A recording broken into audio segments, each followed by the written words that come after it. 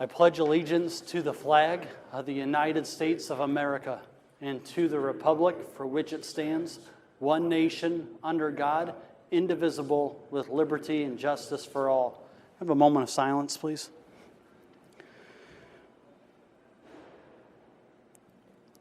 You may be seated. Welcome to tonight's meeting. The first item on our agenda is citizen concerns. Are there any citizen concerns? If so, would you please approach, state your name and address and your concern. Hearing none, we'll move to item number 3, which is approval of the agenda dated July 26, 2016. We have a motion. Is there a second? Second. A motion and a second. Is there discussion? Hearing none, all those in favor say aye. Aye. Those opposed say no. And the motion carries 4-0. Item 4 is approval of the minutes of the July 19, 2016 meeting. Move it. All second. Is there discussion? Hearing none, all those in favor say aye. Aye. Those opposed say no, and the motion carries 4-0. Item 5 is discussion and approval of claims. Move it. A motion on the floor. Is there a second? Second. A motion and a second. Is there discussion on the claims? Hearing none, all those in favor say aye. Aye. Those opposed say no. And the motion carries 4-0. Item 6, Human Resources Director Ed Gilliland. This is approval of the memorandum of personnel transactions. Move it. Second. Motion and a second. Is there discussion? Hearing none, all those in favor say aye. Aye. Those opposed say no. And the motion carries 4-0. I'll be passing this to the right and then to the left.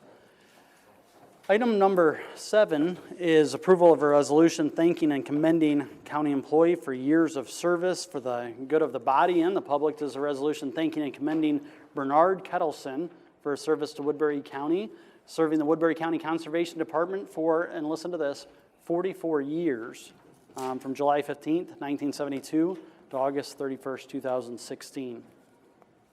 I'll move that. He will be missed. Second. Motion and a second. Is there discussion?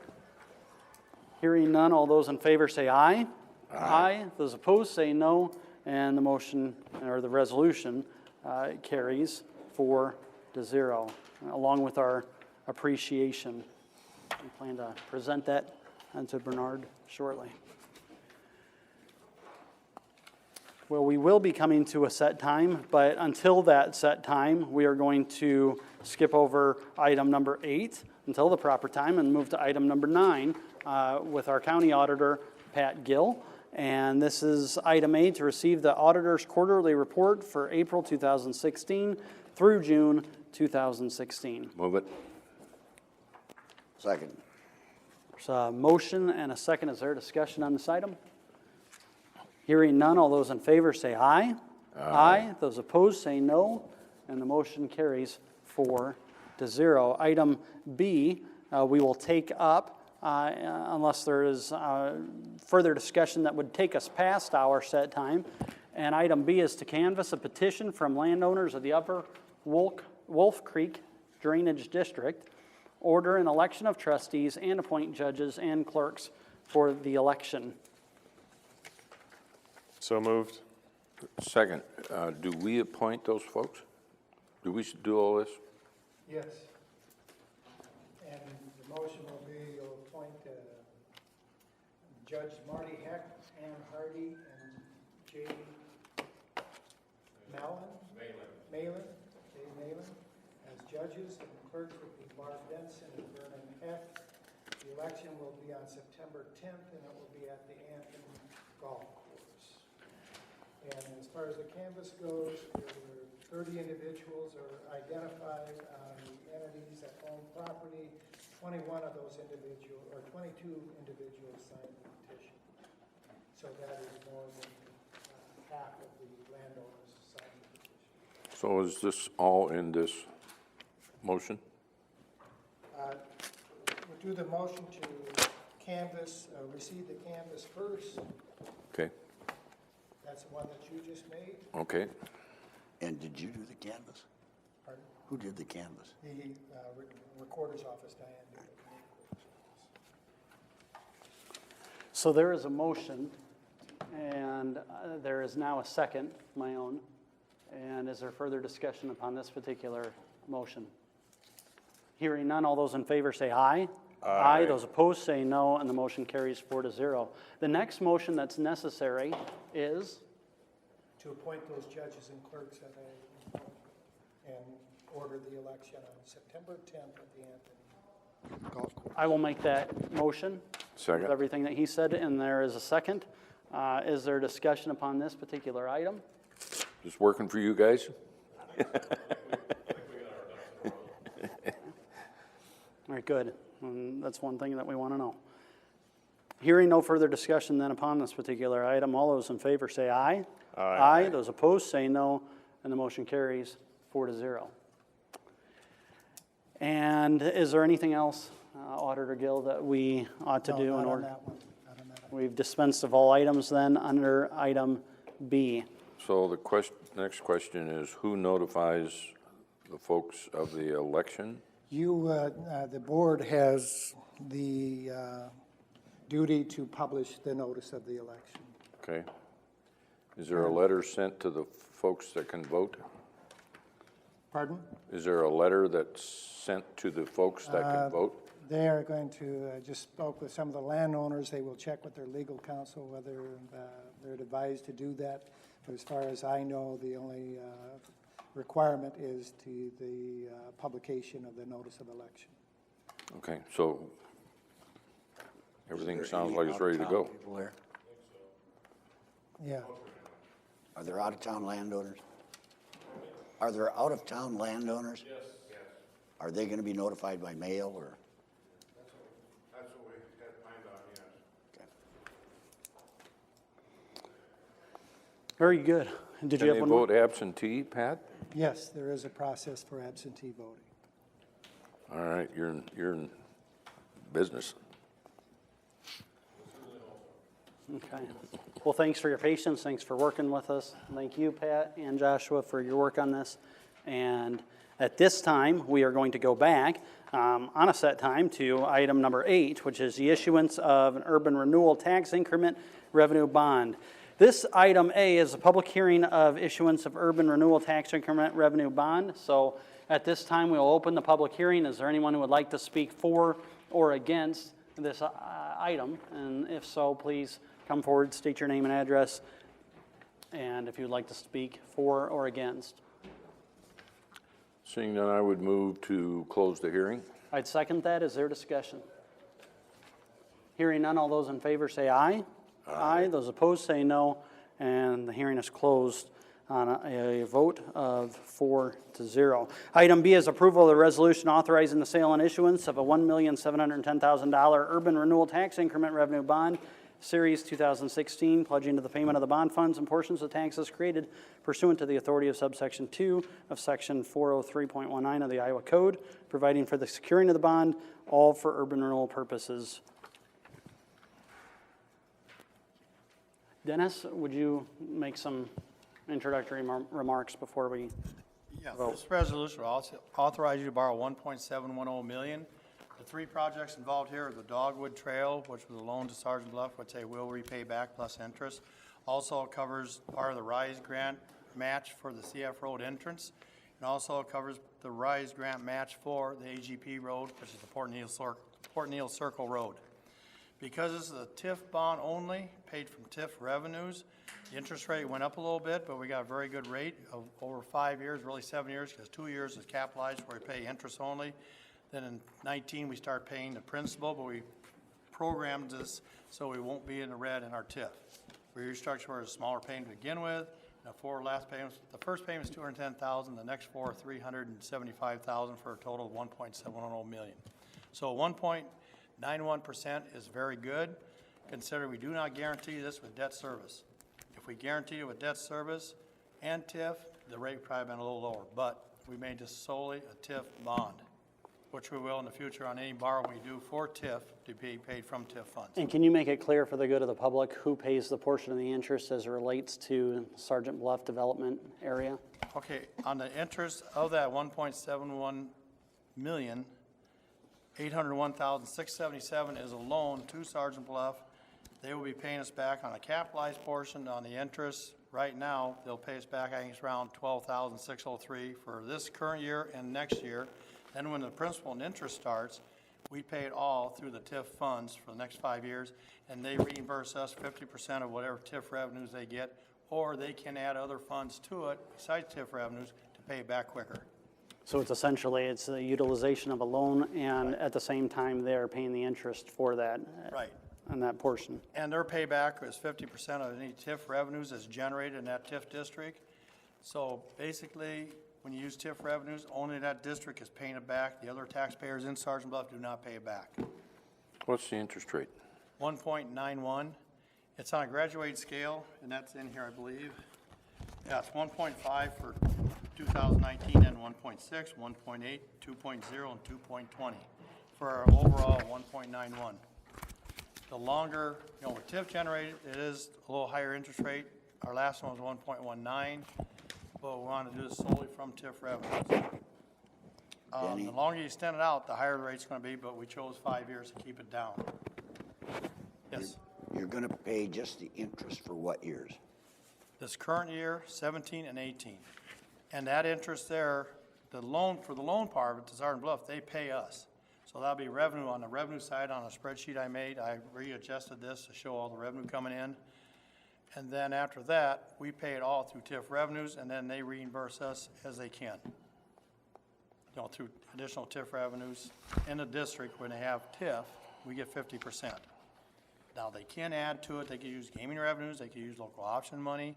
They don't get any gaming revenues, I'm sorry, local option, or they could use another TIF district where they can bridge these all together and maybe pay a little extra, get the loan paid off quicker on their part. But that's entirely up to them. They do have to pay the 50% of the TIF revenues, whatever they generate. I would move on the issuance of the urban renewal tax increment revenue bond. There's a motion, is there a second? Second, you don't show 17 and 18 in here. Okay, 17, 18 is not on here because all we're showing there is when the principal starts, which starts in 19, so we'll go 19, 20, 21, 22, 23. The amortized interest is not shown in here because they're going to pay that for us on their part of the loan. Their part, Yes. our part is a little over half. Yeah, it's about 26,000 total, 24 to 26,000. But of that, we get half of back from Sergeant Bluff. A year, yes. Okay. Yes. We have a motion, we have a second. Is there further discussion? Hearing none, all those in favor say aye. Aye. Those opposed say no, and the motion carries 4-0. Thank you. Thank you very much, Dennis. Having dispensed with item 8 and 9A and B, we are now on item 9C, which is consideration of an amendment to the Board of Supervisors bylaws. This is back under the county auditor. Pat.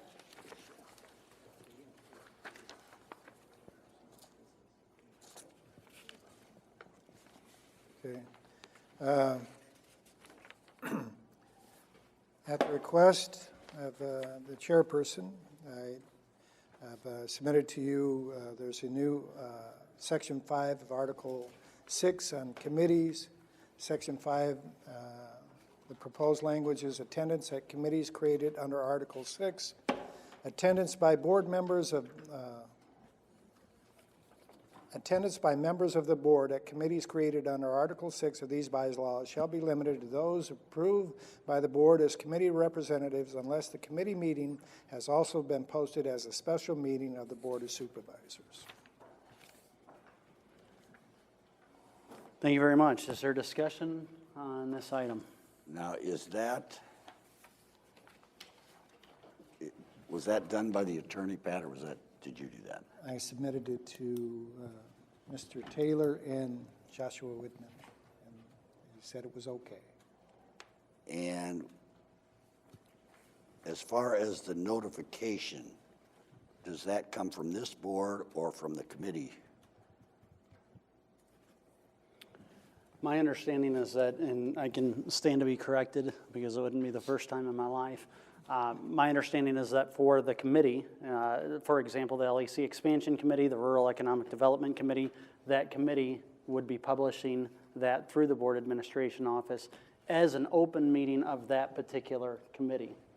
That way it's clear that it is not a meeting of the Board of Supervisors, nor would the public expect to see a majority or a quorum of the Board of Supervisors.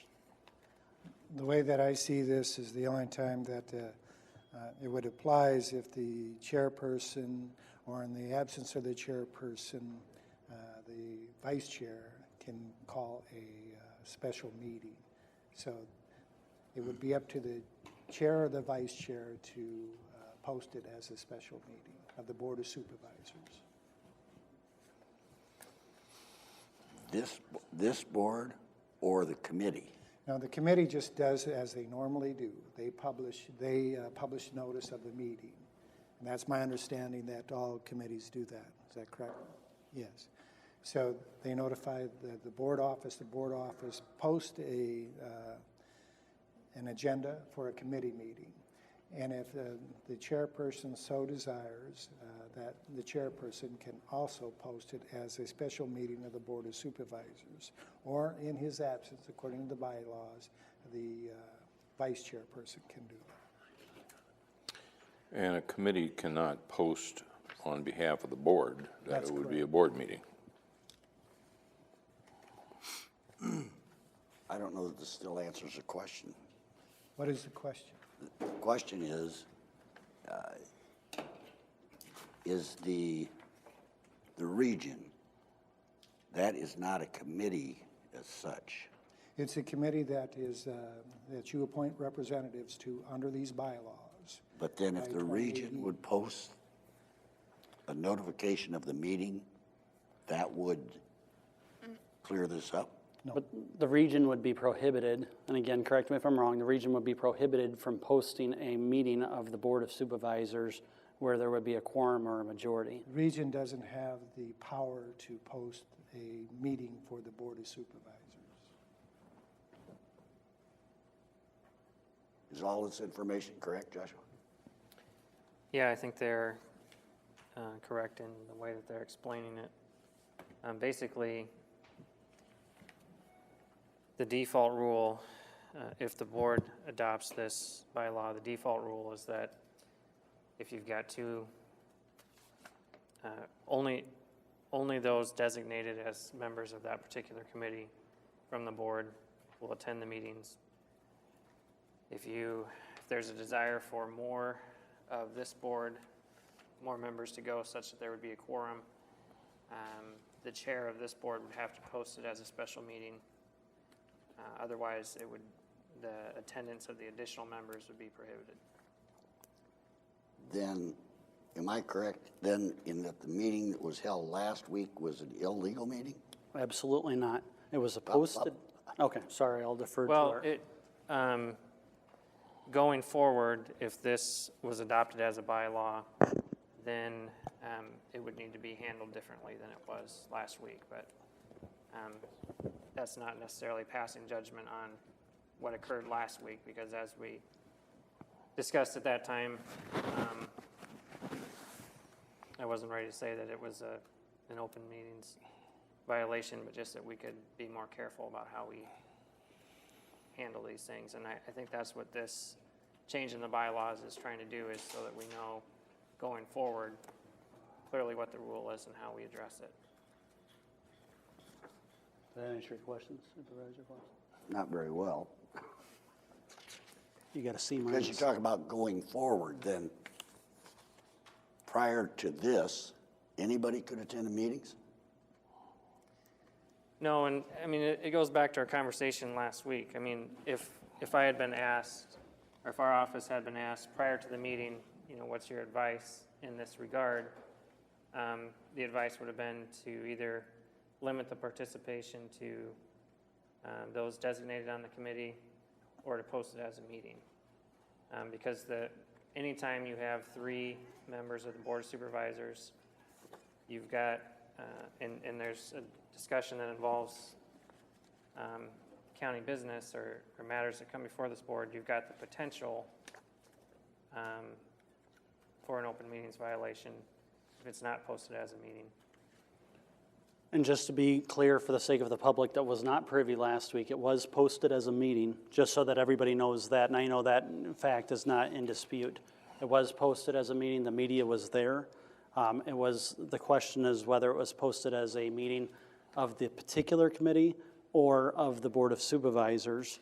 And if there was anticipated to be a majority, it should have been posted as a meeting of the Board of Supervisors. Am I correct in my interpretation of what you're saying? Right.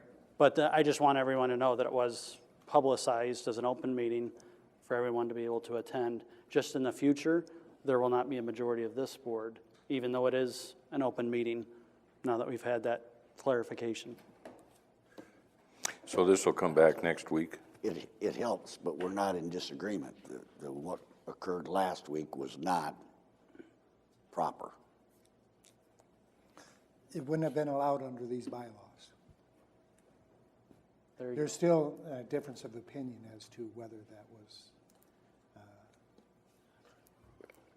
Yeah, I'd say it's a gray area under the code and under the existing case law. And that's what this amendment to the bylaw seeks to clarify, is that this is how we're going to handle that. And then we should be able to avoid confusion going forward. And I think it helps this, as of this last year, that the board has been publishing, which is kind of newer ground, any committee that has even 2 on it that is going to make a recommendation back to the board is an open meeting. And that was solicited information from the Iowa Public Information Board that I received. And so I think that's also a good thing. In fact, even when there's one supervisor, the same holds Correct. true. And the example of the policy review committee that I chair. Right? As for this revision, I support it. I think it's a good step. It'll clear up the gray areas going forward. Minor question on committees with 1 supervisor. If that supervisor wanted to invite a second one that would not breach a quorum, would a special meeting, it sounds like a special meeting needs to be called even if you go from 1 to 2 supervisors. Is that correct? I believe that would be correct. Well, now that we're all on the same page, we'll have this item come back before the board next week. It's an information item only. Hopefully questions have been asked and answered. Is there any further discussion on this particular item? Hearing none, we'll move to item 10, secondary roads. Our county engineer, Mark Nara. And item A is to receive and consider bids for project number LB L212-73-97.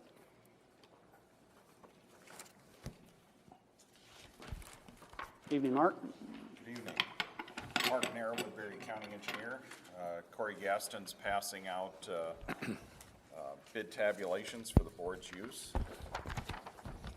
This project will replace a small bridge on Story Avenue between 190th and 200th Streets. The bridge is load restricted. It's been part of our 5-year program and has worked its way into project completion and is now for letting. Our first bid is from Dixon Construction of Correctionville, Iowa.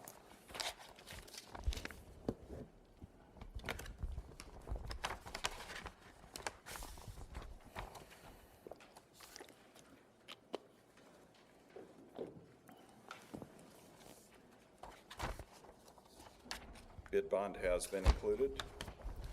Bid price, $238,096.50. 238,096.50. Our second and final bid is from Graves Construction of Spencer, Iowa.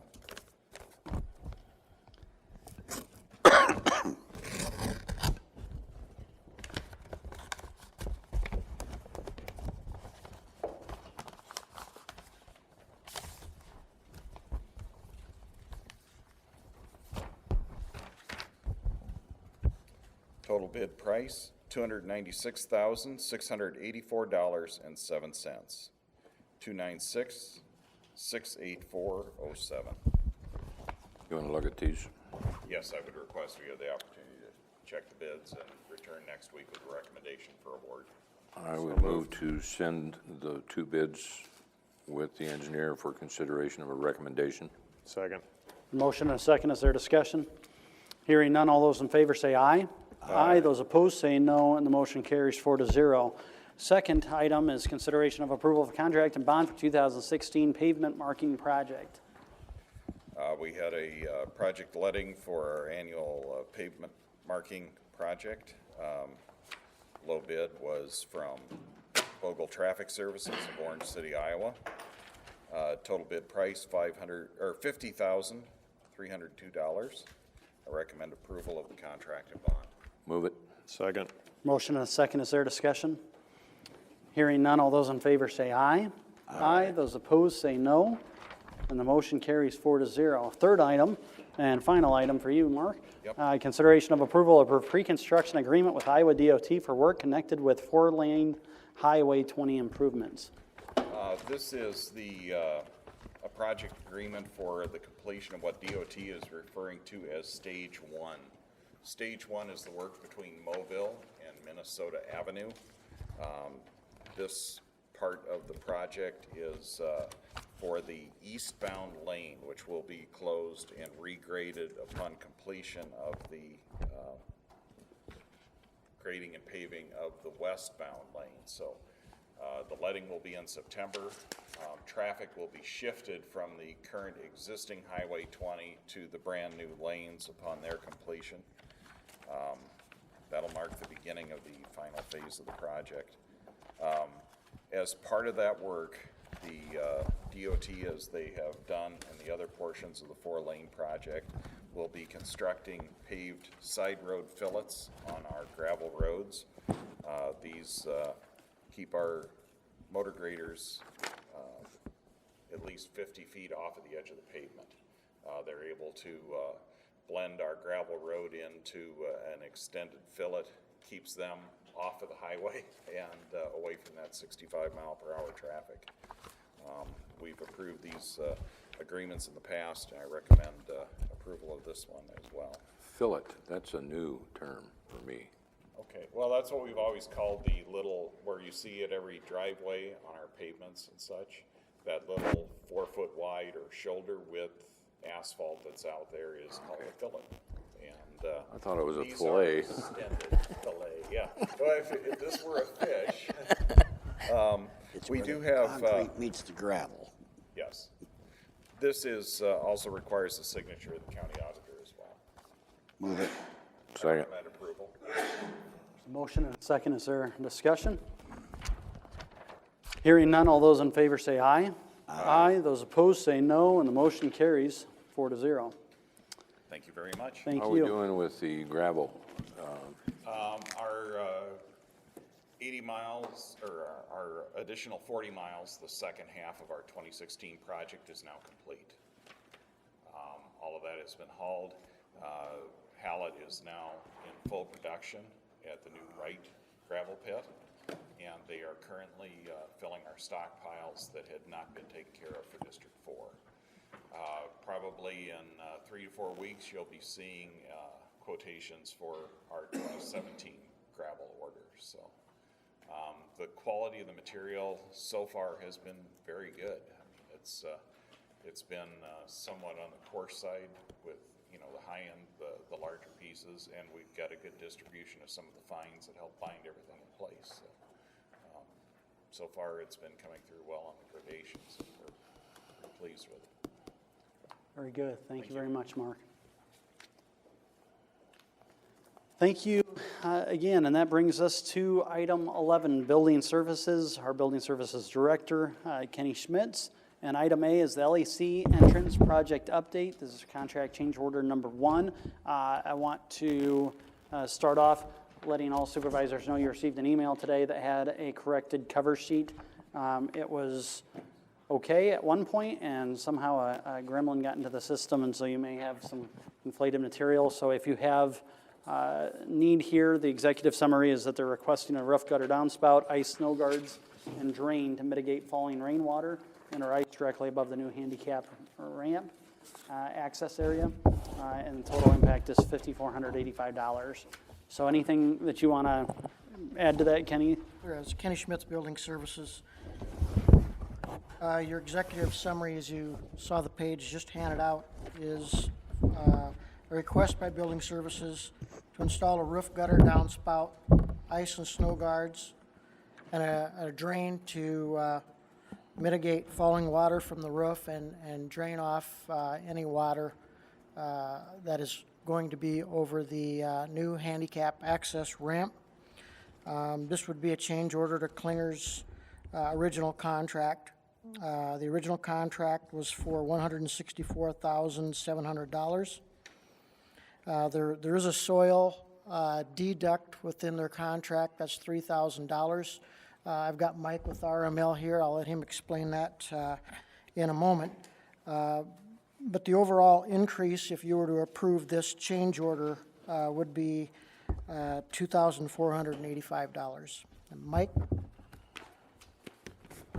This is to collect the water coming off the building over the handicap ramp? Yes. At the pre-construction meeting, when we met with the contractor and Kenny and I, we were out looking at the site and we looked up for the first time since we were doing all this concrete work and said, oh geez, all that water and ice and snow from that, there's a little slope piece of green roof right above where the ramp is going to be put in for handicap access. Now, before that just fell on landscape area and no harm, no foul. And so, Isn't there one on the other side too?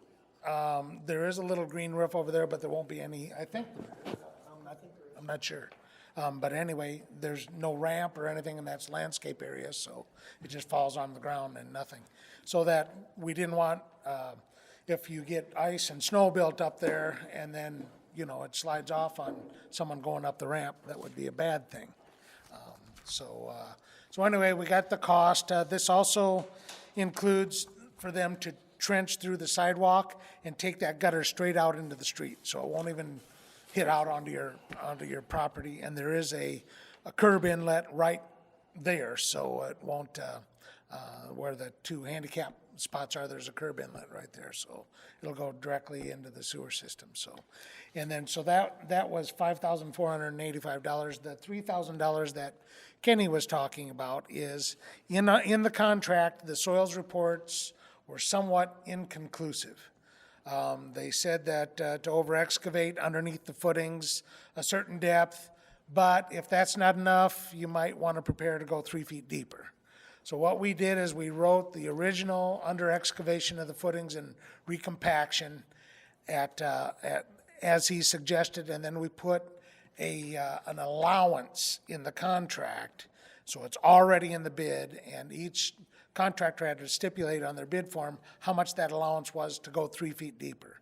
Well, Klinger's allowance was $3,000. So we have when they dug down and remediated the soil, I had them test it again last week. I had them dig down to the bottom of the footings. And they did 3 tests over there, and all of them were 100+ compaction. So we met compaction, and we didn't have to dig the extra 3 feet down. And so we have 3,000 coming back, so. So you're saying we have a net of Yeah, 2485 there's a net of essentially? that, right. But this change order will have to be signed for the 5485. Then I'll have to write another change order deducting 3,000 from the contract. Okay. And we'll bring that back at a later date. Okay. I'll probably wait towards the end of the project, which, update on that is, I think they're supposed to be done by around the 15th of August. When I talked to Chad Willer at Klinger, he said, yeah, we're gonna know more by the end of this week, how far we get over there. I stopped over there at noon today and I was on site, and the guy said, well, our goal is to get all the forms up on the one side today, and they didn't. So it got pretty hot out there. I know they were talking about leaving about 2:30. So anyway, they didn't get that part done, but we'll keep you updated on that. But he thought, you know, if they get what they want to get done this week done, that he would be on target. Otherwise, it might leak into the next week. And change orders are notorious for adding extra costs, you know, especially as they were unanticipated. But do you think that there's much that's added in? I don't know what else can come up as a change order, because there were some things that we had to coordinate with your benzene mitigation contractor that is still, I think, up in the air. I don't know how that's going. That's not in my contract, but, you know, there was some stuff that happened there. So they're working that out. I think we worked out a workable solution where it isn't going to add any change order to this contract for us to be able to accommodate them to run their pipes. Great. And so, so I anticipate around that week of the 15th, they should be about done. All the rebar's on site, the forms are there, they're putting them up. Once they get it all formed, they'll pour the walls, then they'll have to backfill back behind the walls and then pour the concrete and the steps and the ramp and all that kind of stuff, so. I would move the change order for $5,485. I'll second. Is there discussion? There are 3 of them there, Jared. Okay. Hearing none, all those in favor say aye. Aye. Those opposed say no. And the motion carries. If you have just a second, I'll give you a one paragraph update on the elevators. They Boy, are, is that one running nice. is it? Good. So the other one is supposed to be done before the 15th, the week of the 15th of August. And they are trying to schedule the state elevator inspector to come in that week of the 15th of August. The only thing that they were worried about is that state fair week, and elevator inspectors apparently are in charge of inspecting carnival rides. And so, but he didn't think that the inspectors from this part of the state would have to get involved with that, so they were Now, is hoping. there some similarity between elevators and carnival You rides? got me. You got me, so. Yeah. So anyway, that hopefully should be back in service then if the elevator inspector, everything passes shortly after that week of the 15th of August. Very good. Thanks so much for being here, Mike. Thanks for the update and for your continued work. Next item on the agenda is the Law Enforcement Center expansion and closure of Prairie Hills. I'm very excited about this item. The executive summary is this: through the course of several months' study, we looked at every possible way to efficiently and responsibly expand the law enforcement center with the presupposition that there's a better way to do business, and that is that we would ultimately close a dilapidated old county home that is not currently serving the well-meaning and once well-intentioned purpose of alternative programs that cost over $4 a square foot in utilities. There are major issues that you've been apprised of previously. And there's a kitchen that is out there that is miles away from the law enforcement center. And by this item, we will be able to close Prairie Hills, put the kitchen in the law enforcement center, add approximately 24 beds to the law enforcement center that is often at capacity or near, and we'll be able to have everything underneath one roof for efficiency's sake. The aerial overview of this, and I'll have Kenny Schmitz as well as individuals who have been working on this, is this. Prairie Hills is going to cost about $1.3 million over the next 10 years. And that's going to go to wasted utilities, and it's going to go to the figurative duct taping of keeping that building just on life support. And then 10 years later, we'll be in the same spot. Or we can, for just around that cost, expand the law enforcement center, and after 10 years, have a very, very good and safe facility that has expanded, have the kitchen underneath there, and taxpayers will reap the benefits from year 10 on out. And so with that, I'd like to have Kenny Schmitz, as well as individuals who have been working on this project come up. If Kenny, you can give a bit of an overview of the schematic design. This is something that the Board of Supervisors has for security purposes, has not been passed out in allowing people to see either egress areas or so on. Shane with the Baker Group's got copies. And you have We do. Preston as well? Okay, I was going to pass them out tonight. Okay, thank you. We'll ask that those copies of those drawings remain with us and are returned to us after the meeting. I appreciate that. As you know, I've been working on this project for 8 to 9 months. I came to the board 8 to 9 months ago, and I said that bleeding out at Prairie Hills has to stop. We looked at different avenues on what possibly could be done there and what possible costs could be over a length of a period, and if there were any ideas or any options on what we could do to correct things going forward. We decided the best approach would be to close Prairie Hills and try to reutilize or refocus the funds that we were spending out there. So I think we've identified approximately $1.1 million over 10 years that we could refocus, and we could reutilize those funds in the LEC.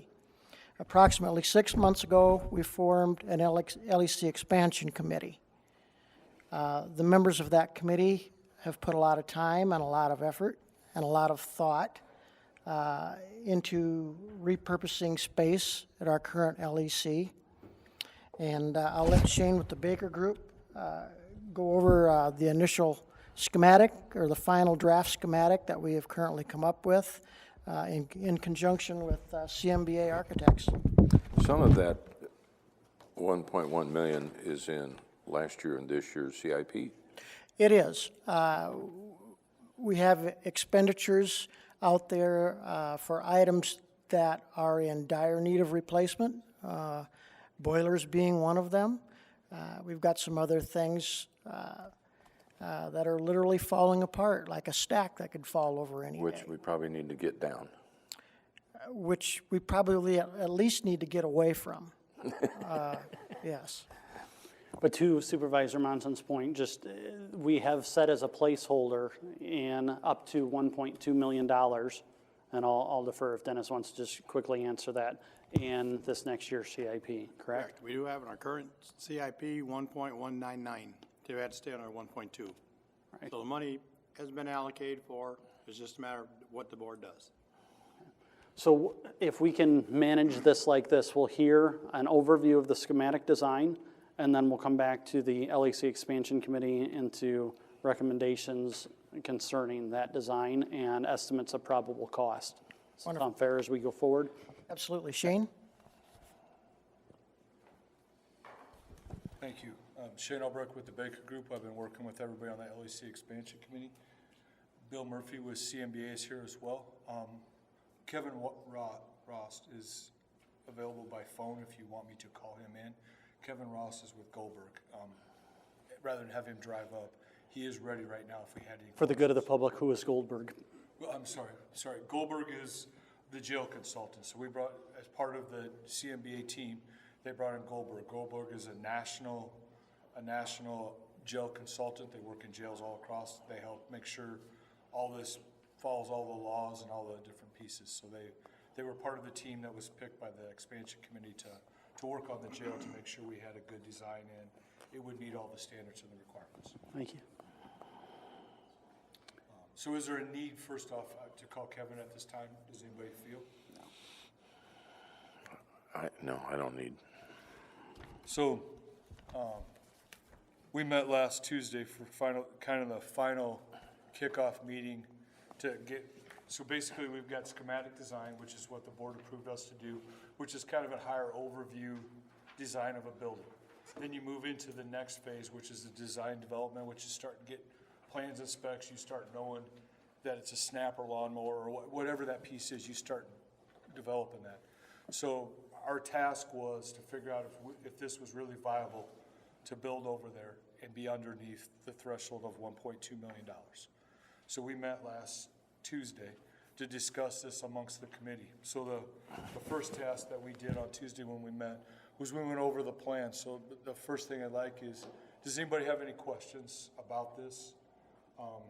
So this is not the first drawing in this. We've had multiple different drawings, multiple different layouts, and this was the final approved, not the final approved, but in the schematic piece, this was the final drawing that we've worked through everywhere that kind of meets everybody's needs and fits within that space and does what the jail needs to move forward.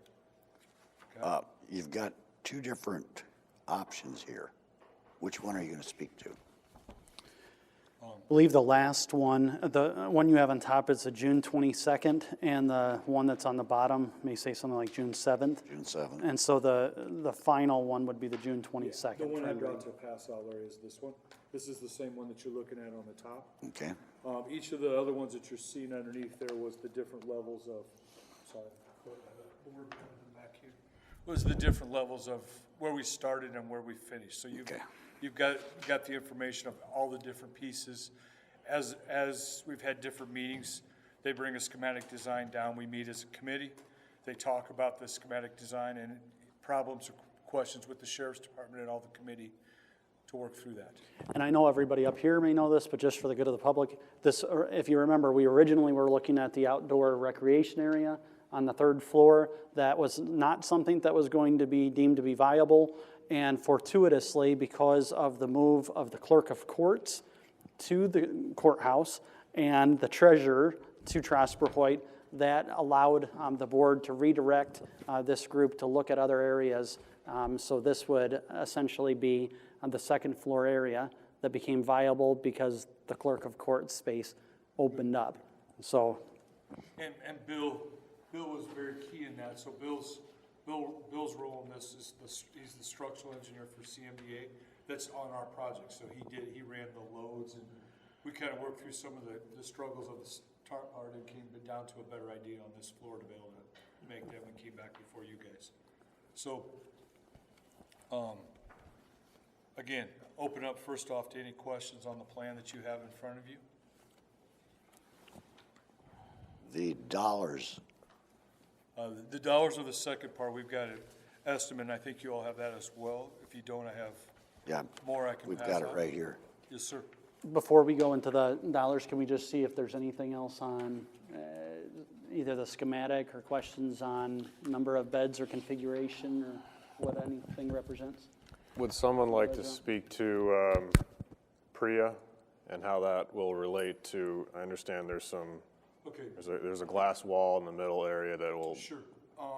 So if you look on, first off, if you look on your drawing, you'll see a thing that says optional sub-day room glass wall that can go in right there. When we originally talked about this and putting it on the third floor, our original goal was J block is the dorm style setting right now that was originally purposed for work release, okay? So what our goal was to go up to the third floor and to build a dorm style setting, which two different dorms so they could split the people up. Through discussions and concerns about PRIA and the ability to. What's PRIA? Prison Rape Elimination Act? Okay, sorry.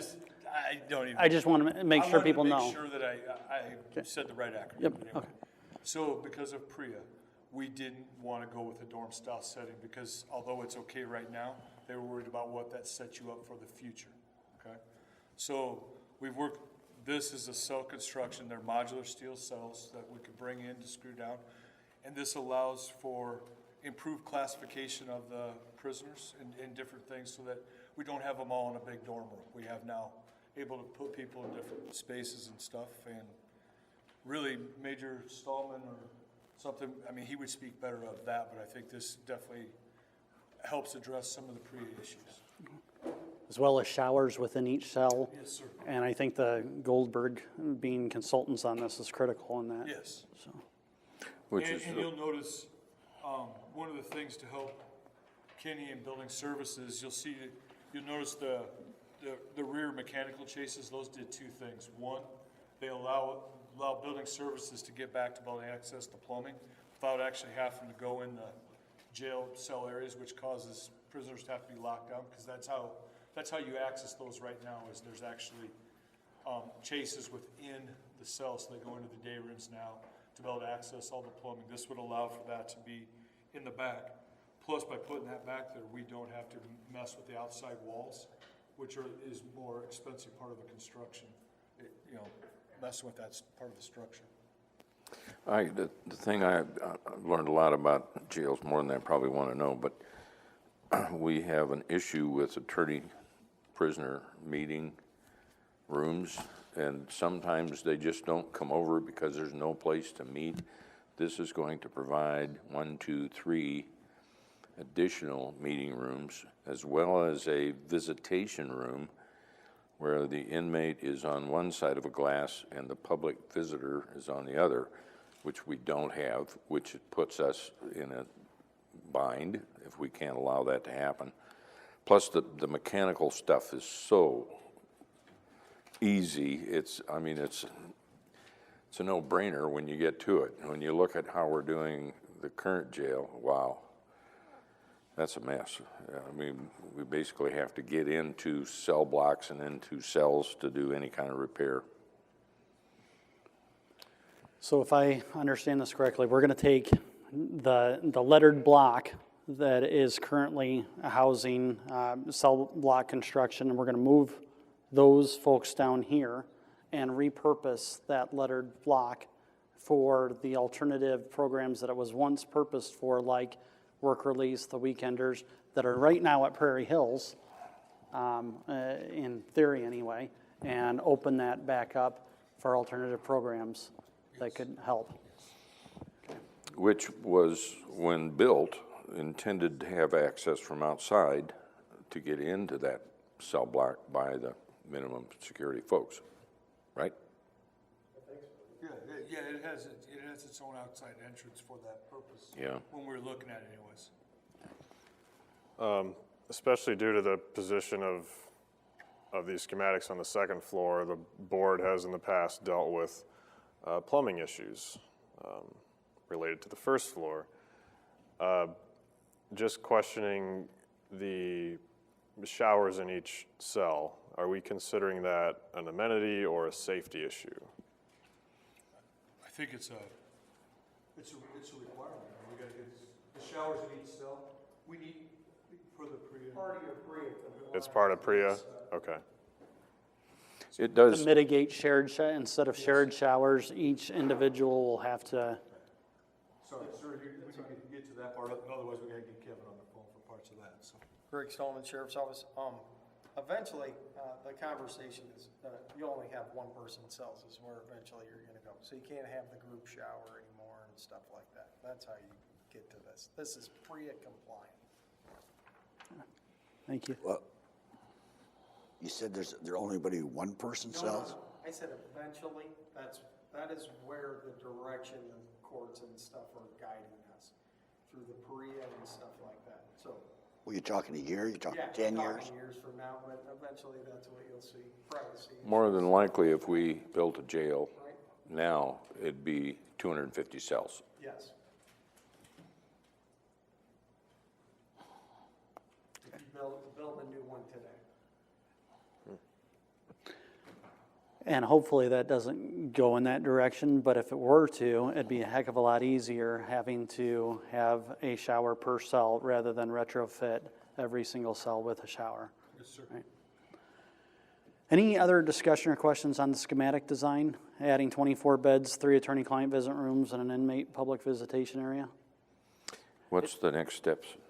I think the next step, and I think we'll get to what next week would look like, but in the discussion will be the estimate of probable costs, Okay. and then we'll kind of kick that off as the last item. So do you want to go through at whatever aerial overview on the estimate of probable costs, what the total is, and then Absolutely. questions? I just wanted to get through this piece first, Sure. and then I'm glad to go.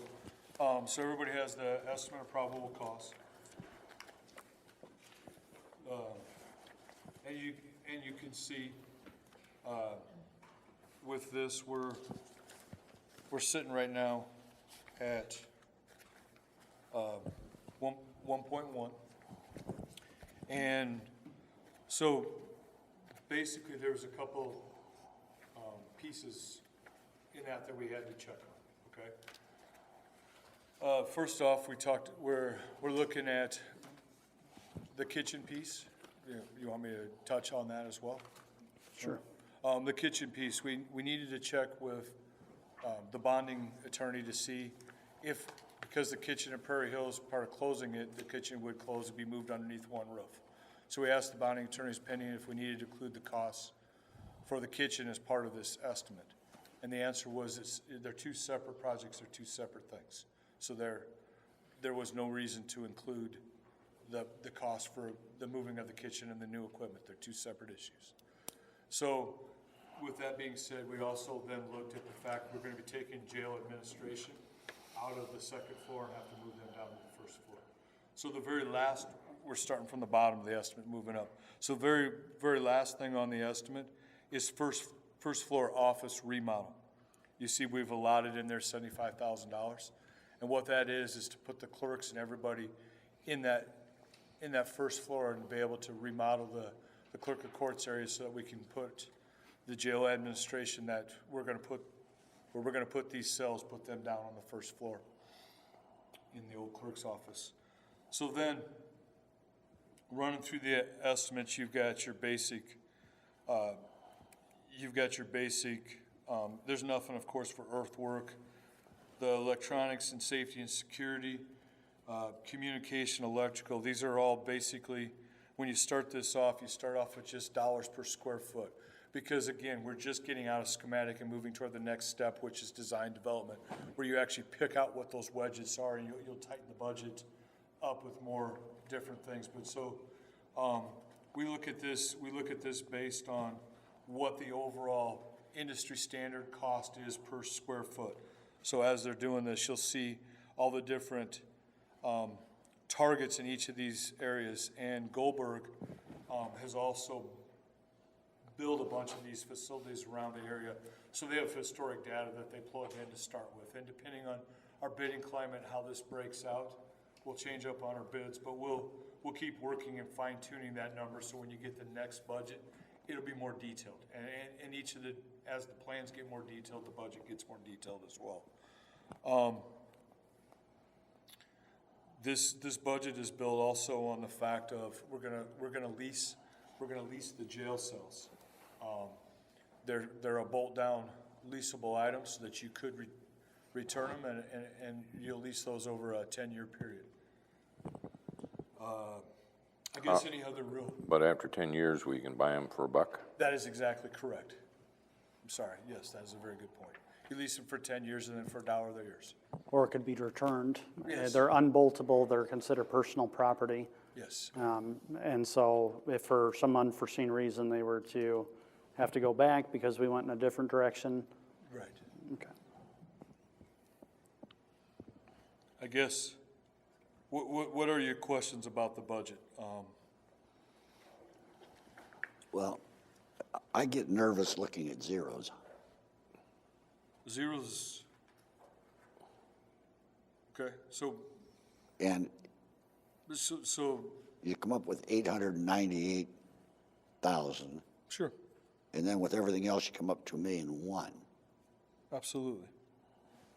Because to be underneath 1.2, I have to include in all soft costs, which is all your attorney fees. In there, you'll see. No, and I understand that, but where I'm going is, in order to be below 1.2, electronic safety and security, We just talked. that could be a big item. No, that's part of that. That's part of that lease piece, sir. You can lease that because that's equipment that will go back. So I think it's just a clarification of what electronic safety and security means. Correct. In that. Electronic safety and security would mean your door locks, your door control pieces, and all that stuff is part of the detention equipment, which is something that's leasable because it can go back with this house. And then, And where is that on here? Or is it not on here? It's the lease piece. Right. The lease piece, again, the bonding attorney's opinion, because it's something that could go back. It's not part of the overall project cost because it's a lease. This is a dentist answer better than I would, but. Well, but to look at the overall cost is what I'm trying to do. So is it $100 a year? Is it $100,000 a year? $26,000 annually is For- the cost of the leasing of the personal property and the jail cells. And the dirt, the earthwork, I think there's no, any? No, I mean, you're on the second floor. So what happens when you do this, so not to skip divisions, some of these divisions, there is there's no dollars in because there's nothing that needs to be done in that division. Sorry. Yeah, I just want a big surprise at the end here when, There should not be any big surprises if that's the question you're asking, sir. I mean, okay. Denny, what about mothballing Prairie Hills? Is that part of this? No, That that's is a total separate issue there. And basically what I think they plan on doing is just turn everything off and let it sit. Basically, red tag it eventually. Is that, Yes. Yes, that's a good assessment. The plan would be to disconnect all power, water from Prairie Hills, close the facility, and lock it up. okay. Yeah, see, as long as you've got all the numbers here, you know, that's fine, but and we feel from a fairly layman's confident. point of view, looking at this, now you see a zero and you're wondering, what is that zero? Sure. No, from our standpoint, we've had, the Baker Group looked at it, Goldberg looked at it, and CMB did. Now, this is schematic. Again, as we start dialing down into this deeper, we'll have more pieces and more things for you to see next time. But like I said, the overview, we feel pretty confident that we have included everything. And some of that is contingency dollars There's as well, contingency 40-some budgeted thousand, just as far as overage.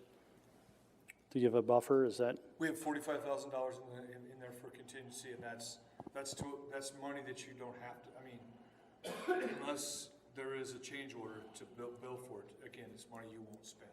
But it's factored in there because if we come in at 1.18 and we don't have factored in their contingency, then we could run into problems because if we go over, then we're in trouble because we can't go over 1.2. Right.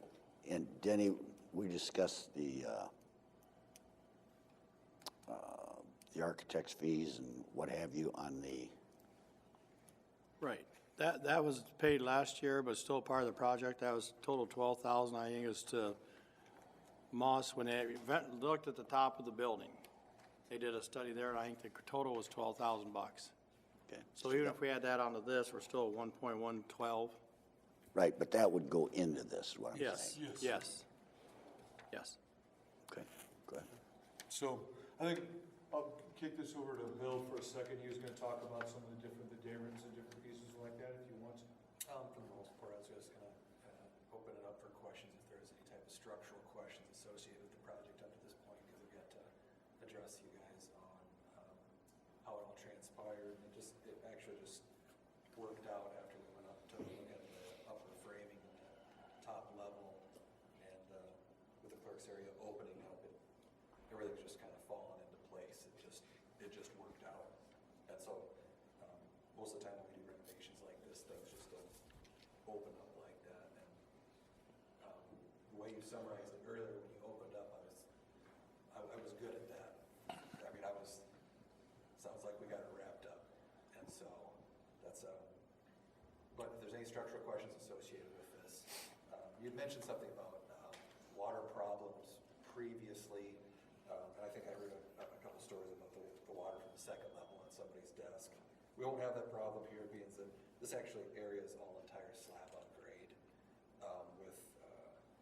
That's actually where all the offices will be above us. So with that, mechanical chases will come on the backside. Again, there are just certain things with this that usually don't work out that really are with this design. Okay. the other thing that I think is an important component of this piece that I think we should mention, because Supervisor Clausen's raising the issue, there's looking at what the $1.2 million is, and then looking at peripheral things that may be consequences of this, but not part of the project per se. I think LEC's food services and CBM is one of them. It's one that you've raised in the past as well. And so if we can have Kenny maybe talk that piece. Sure. As far as I think we'll have covered what the specific expansion would be, answer the question about the Prairie Hills facility, and then also looked at that third division, so to speak. So you've been in some discussion with CBM. Do you want to address that, Kenny? I have. Initially, we asked CBM if they'd be open to the possibility of moving the food service preparation into the LEC. Initially, there was some concern about the equipment that we currently have there and what would be required to do food preparation there in the future. We discussed those items. None of that seemed to be too big of a hurdle that couldn't be crossed. We moved on to Dennis and I and Greg Stallman had a conference call with CBM to discuss the possibility of alterations to our current contract with them, and if they would be open to such an alteration. They were very excited about a move to the LEC to do food preparation there. We had concerns about, what specifics to the contract, what specific changes might need to be made there. We talked initially about equipment and how we would replace that equipment or put in new equipment. And CBM is committed to us verbally that they would be interested in a 10-year contract. As part of that, they would commit $125,000 to new kitchen equipment that would be amortized over a 10-year lease as part of a 10-year contract term. The other specifics we talked about, of course, would be how that would affect our meal cost. And we had some in-depth discussion there. We broke away from our conference call to discuss separately as parties on how we might move forward and what we could agree upon. And then we reconvened our conference call. And CBM is committed to $1.63 per meal, which would be a 6-cent increase over our current costs. Both parties feel that's a very fair agreement, and we're excited at the possibility of actually having our food preparation done there at the LEC. These guys get sick of me saying this, but I've been up there and had lunch a few times, and it's pretty darn good. I'm sure day after day you get a little tired of it, but $1.63? I can't do that at home. That's incredible. And it's not bad stuff. If you ever find yourself up there, we'll know that you won't be completely unsatisfied. There were some things that, were seem to be offsetting somewhat costs, if you'd like. Generally, the increase of the 6 cents seems fair with the commitment of the new equipment. And it seems to be, to me, it's almost a break even or really a no contract change from what we currently have. CBM will see some reduced costs on their side. They'll have some reduced transportation costs. And so we actually talked through all those things. And Dennis, if you'd like to say any words about what our meeting or conversation were, you're welcome to. No, and I think it went very well because they started about, 11% interest on the amortization schedule. We got them down to 3%, and they were proposing an 8-cent increase. So it was a very positive conversation. We did get them back down. And it also has to be understood, the meal costs can go up each year because based on COLA, which is, or CPI index, which is in the contract anyway. So that's immaterial there because it's already there. So the 6 cents actually covers amortization of the schedule with 3% interest over 10 years. So it's a fair deal. I think the other key in this too is to remember that kitchen equipment that's currently out at Prairie Hills is going to need to be replaced at some point either way, whether it would be us replacing it or them. And so it almost makes it immaterial whether it was going to be in 2 years or 3 years. That's not new equipment out there. So I think that's something just to put in the total picture. I think the equipment is yours again, just like with the cells. At the end of the 10-year, the extension of leased equipment is yours, is that what you were able to find out? Yes, that's correct. At the end of the term, the equipment would belong to the county. I believe last year in preliminary discussions, they were looking at finding a building to put the kitchen in, which really didn't make any sense either. And they were looking down here in the basement. So this is a good direction.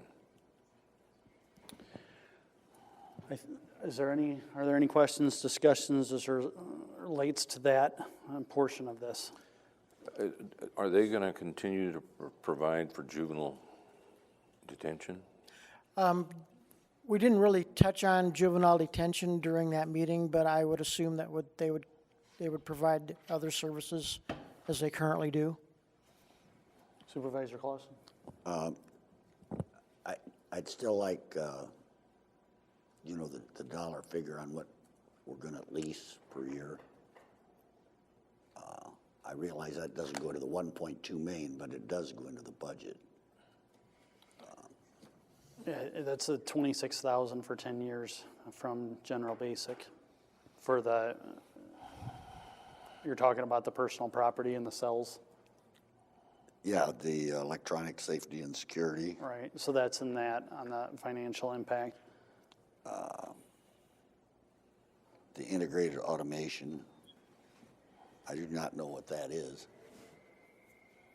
So the integrated automation, that line, would be HVAC controls that fall outside of the Division 23 heating and ventilation stuff. We don't feel there will be anything. The conveying equipment, just so we can get there, conveying equipment would be an elevator. Okay, we don't have to provide one because you already have one. Okay, the special construction is, wow, you're testing mine. So special construction is division in the spec book that deals with any odd or informality pieces. And at this point in time, we don't have any in the design because we're at SD level. If at some point in time that we get a piece that falls within there, when we bring the next budget to you, it will have that line item in there. But at this time, we don't have a piece that falls within that because we're still too high overview to have the individual small pieces done. So you look at it in dollars per square foot until you get the small pieces, if there happens to be something that falls within the special construction. But you would say at this point that it's not anticipated, is otherwise not you would have anticipated. said, Yes. we anticipate even if, there's a ballpark, because that was what you were charged with, right? Correct. That was our job, was to try to anticipate what those items could be. At this time, we don't see something that would fall within that division, but we listed for you just in case there was something. I think to answer maybe Larry's earlier question about the 0 items he sees on the list, this is, and CMBA can correct me if I'm wrong, but this is pretty much a general template that's used when they itemize their costs. And you notice it's got division 1 through 33. Right. And so they haven't, instead of pulling out a division that would have 0 in it, the division's included there, but it just shows a 0 because they don't anticipate costs for that particular division. Right, but the leasing is going to be an ongoing cost. Is that your 23,000? 26. 26,000? But it doesn't fall within this, it doesn't fall within this. It falls within your budget, but it doesn't fall within. The 1.2 million. No, Yeah. I understand that. It's just Right. the total cost is what I want to see. So with that, I want to just talk momentarily about the sheriff's office, and I think they've been a key component in this all the way along. Not only their input, hopefully, they feel that they've been listened to at every step of the way, and they're part of the LEC Expansion Committee, and would just like to have any sort of perspective that you can give on this. We realize there's a discussion a little back and forth on some staffing concerns as relates to this, and I put in a response of, if there are monies that are able to be shown over and above what's being collected now, that we would definitely be willing to look at creative uses in the future of revenue that's not currently being relied on. In other words, we want to mitigate having to tax, but we also aren't looking to necessarily see revenue generation from you folks. So do you mind just addressing the board briefly on what the sheriff's office perspective would be on this, and then give what the LAC expansion committee said as a recommendation, and then we'll move on. I think for us, this started back in 97, 98 with Prairie Hill moving out there. There's always been talk about what to do about it. This actually does something about it. It keeps all of our officers under one roof instead of having to send people out to Prairie Hill. Keeps everybody there. As far as the staffing level, our hope is some of the stuff that we're doing to decrease the population now continues, and this is strictly for classification, to be able to move inmates around, not add 24 more inmates to our population. Maybe spread them out a little more so we don't have the issues that we have. So I think we're excited. I mean, I know the sheriff is. It's something, Larry, 21 years I've been here, and I've been listening about the jail, and this board has tackled it and come up with a solution. I think it's a great thing. I think the sheriff would echo that sentiment. Thank you very much. Any questions for Major Stallman? No. Thank you. So the LAC expansion committee didn't take a formal vote, but we sort of went around as supervisors, Munson and myself, the sheriff's office, building services, and each gave a wholehearted recommendation. Taxpayers Research Council or Conference, we have a representative tonight. So I put in the backup what I thought was a fair characterization, and then you can correct me if I'm wrong, which was they believe that closing of wasteful Prairie Hills is a great solution, but they also want us to look at alternative programs like the Weekenders and Work Release and the Mental Health Advocate, and those things that are part and parcel of alleviating the population in the first place, which I think makes a lot of sense, and I think that this will help us to do. Is that fair, Taylor, as far as an overview? And so the recommendation from the LAC Expansion Committee would be to move forward, and unless there are other questions or discussion, I think that we've had a fairly healthy one tonight, and then this would come back before the board next week. As an action item? As an action item to both close Prairie Hills with a time certain and to move forward into the design development stage. Yeah. So, do you want to close Prairie Hills before you get the design? I mean, because I don't want to know what the costs actually are going to be until you get the bids in. I think we have enough of a confidence from this that we know going forward that we'll be able to stay under that. And I do believe that Prairie Hills needs to close either way. And the reason I say that is not currently being utilized. And so just the kitchen out there. Right. And what I don't want to do is I don't want to go through another heating season, because my worry is the 2 boilers that are in need of repair in the domestic water, hot water system, if they have to be done under an emergency repair in late December, could be twice as costly as if we said we're going to move forward. And so that would be my intention, is to... Well, I agree with moving forward. I think it's premature to close it is all. Because if you get your bids back and it's $1.4 million, then it's back to the drawing board. Either way, the kitchen could move. I have what the bids will come back. You know, it depends on who needs what work.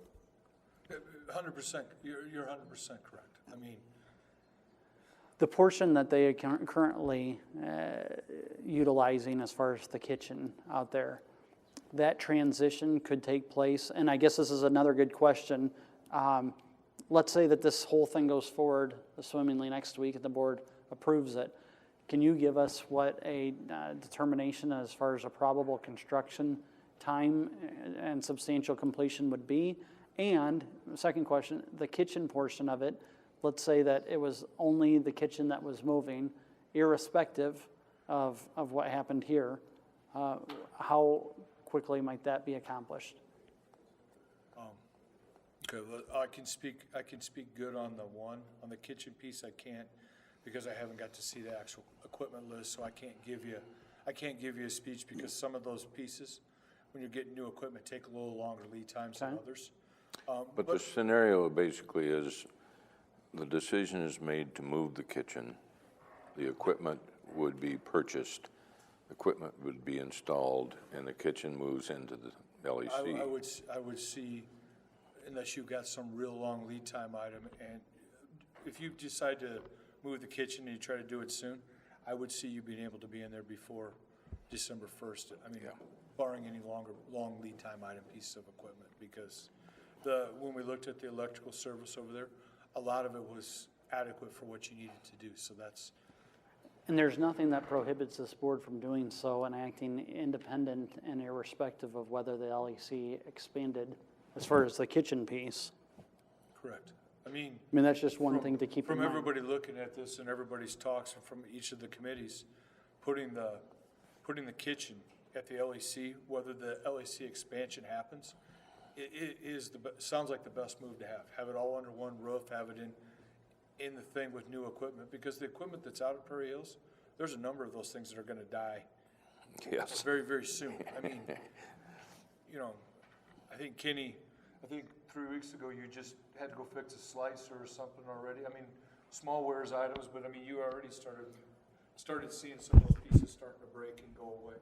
Small item, but yes, we had to replace a slicer about 3 weeks ago, and I forget the cost, I think it was around $2,500.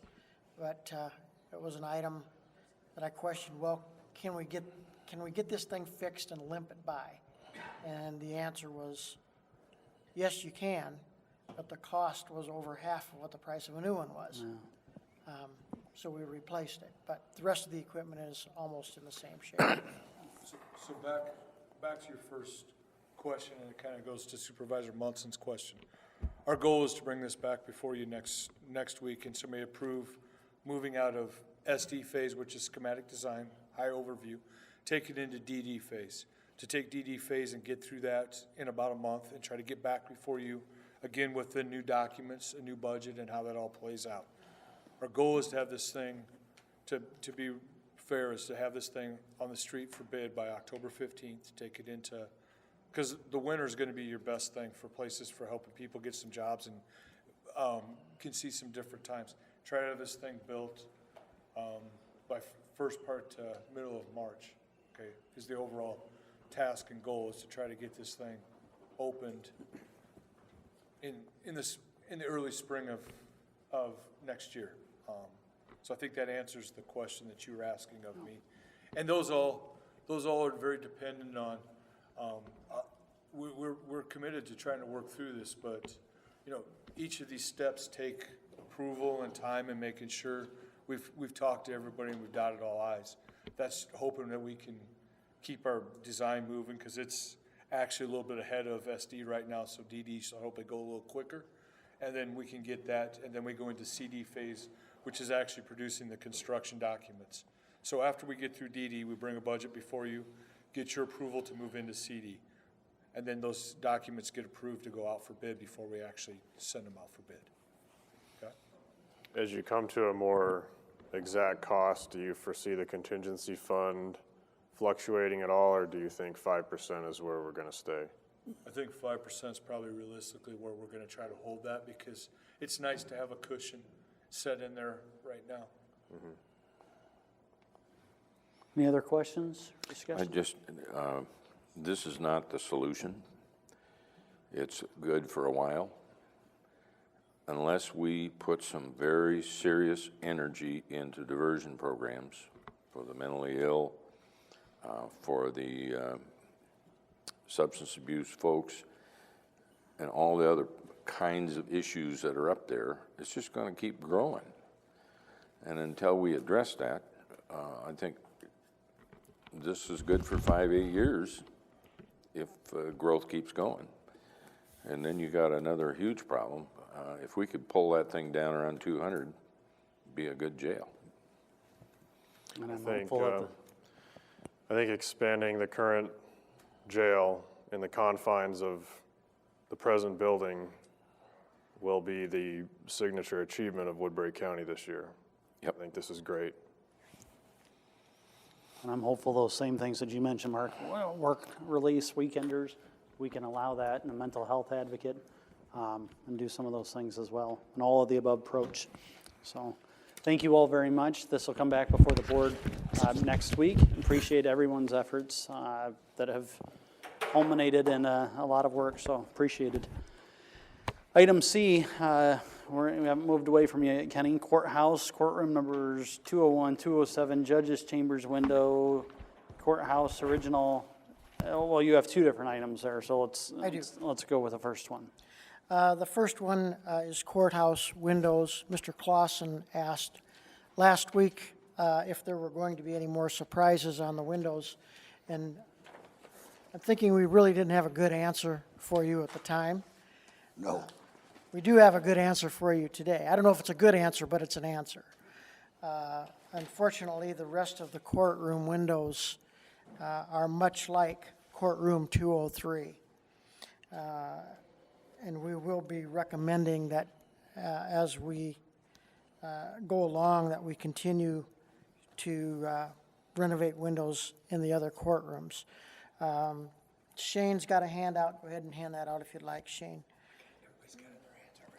They've got that one? Okay. Yeah, what you were talking, I already passed it on. This is a letter from Bogan Reef Studios. We had them in last week to review the other courtrooms. They did not get to review courtroom 209 due to trials taking place. However, we expect that that courtroom is the same as the others. So, when we were walking around to look at the courtrooms, we walked into the judge's chambers that's on the west side. So this is courtroom 201 is a judge's chamber that sits back there.